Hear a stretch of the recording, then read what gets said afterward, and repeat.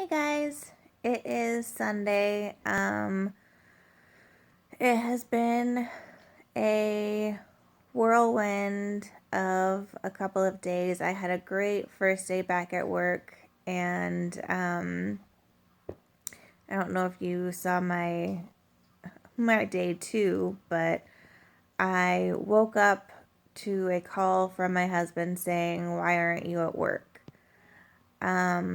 I was devastated. I was humiliated. I had all of those thoughts in my head that I don't deserve it. I'm not worthy. I can't even go to work for 2 days in a row. How am I supposed to live my life?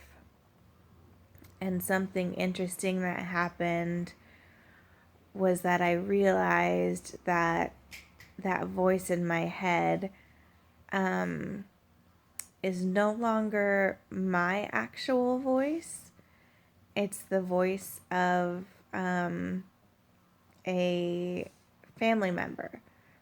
And that's really interesting to me because that family member is someone who I thought I had a very close relationship with, and that we are both in the arts, and I thought he was rooting for me and yada yada yada.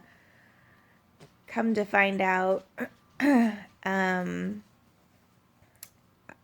I was cut out of his will because I'm irresponsible. And so all I could tell myself as I was crying and sobbing and crying and sobbing, because those are two different things, was that he was right, and that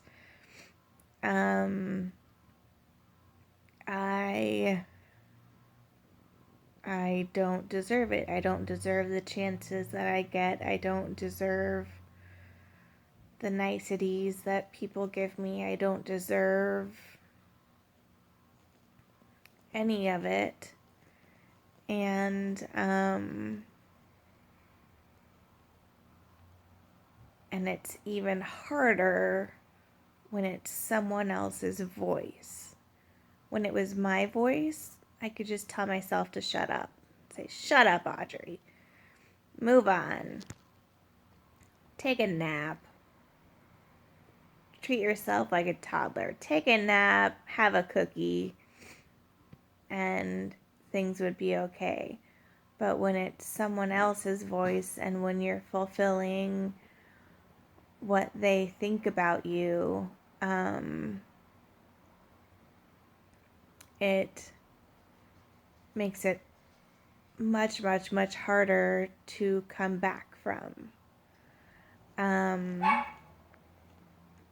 This person isn't in my immediate family. My immediate family is incredible and very supportive, and each one of them said, "Take a breath. It's okay. You'll figure this out day by day." My boss was as lovely as she could be, and but I'm not over it. And I have waves and waves and waves of holy shit balls.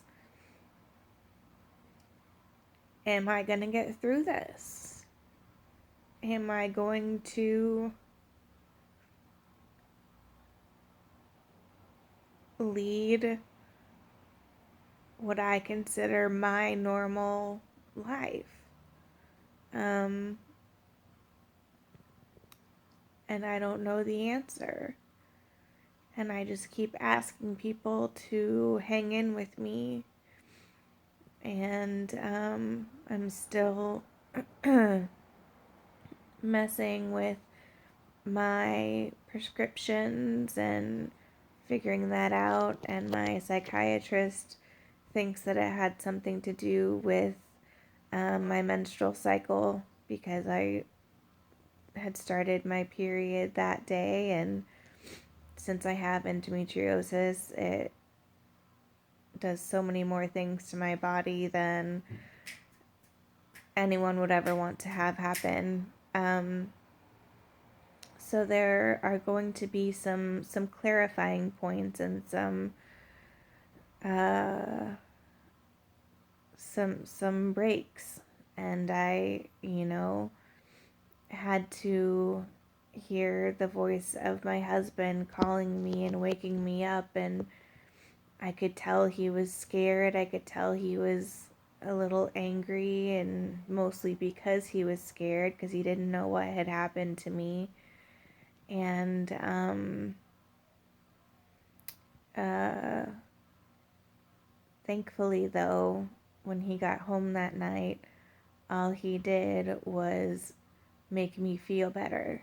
And he did, and he made me stop crying. And when I would start crying again, he would either hold me or he would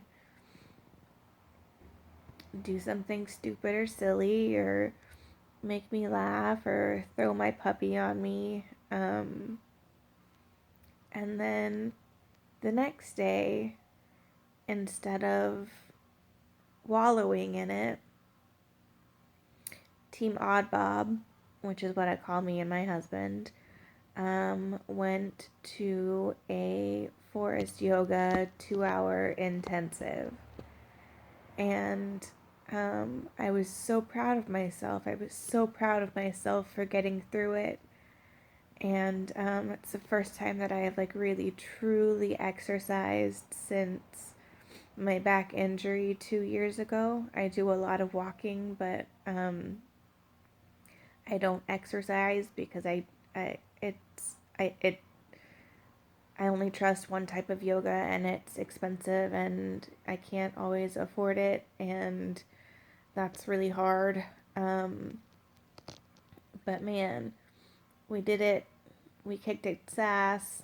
There was a moment where um, I fell over because I lost my balance, and and my husband got out of the pose and immediately tried to see if you know was I hurt, was I whatever, and I just started laughing. And um so so that was a good day. um Today I'm exhausted. I woke up at, I think, 4 in the morning, because I didn't take a Seroquel because I was so tired that I thought that I didn't need one and could just sleep. And the answer to that is no. Always take the Seroquel. Um, but a cool thing that came out of that is um, there are these people who are surrounding me right now, and I've got a gala that I've got to get together for my theater company, and so I need donations for auction items and yada yada yada. And so within one day, I got 4 auction items, and that's really cool and amazing. And so even though you get knocked off the horse, doesn't mean you have to immediately get back up, but it does mean you've got to at least stand up a little bit, dust yourself off, reach out to someone, cry if you need to, cry as much as you need to, get your emotions out. Stifling your emotions can cause more trauma. And the whole goal of this is to release all of this and start releasing the trauma that anxiety and depression and PTSD cause. So I'm here with you. Feel free to reach out to me. As always, as I always say, I'm here for you. I will make time for you. Um, this is at the forefront of my life right now. And I know that there are a lot of other people that do these YouTube videos about mental health, and they do them all like glamorized and pretty and whatever, but with me, it's kind of what you see is what you get. And I'm not gonna dress up or put makeup on to talk to you because that would be disingenuous. So I'm gonna come to you as I am, and you can come to me as you are, and we will get through this together very slowly, minute by minute, day by day. Sending out so much love on this cold and chilly Sunday.